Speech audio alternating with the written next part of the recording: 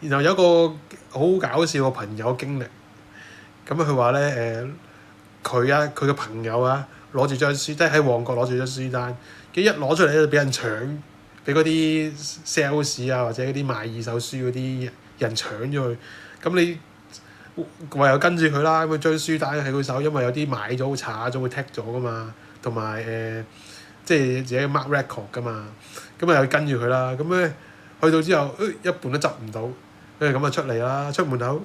跟住又唔行唔到幾步，又俾人搶咗喎，嗰張書單又要跟住佢走，跟住第二次啊醒啦，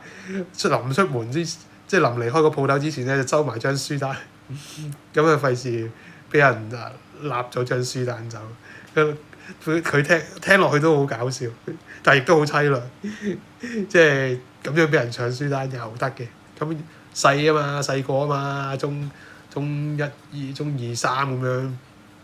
自己一個咁啊，或者一兩個朋友咁咪經歷下咯，人生經驗就係咁樣啦。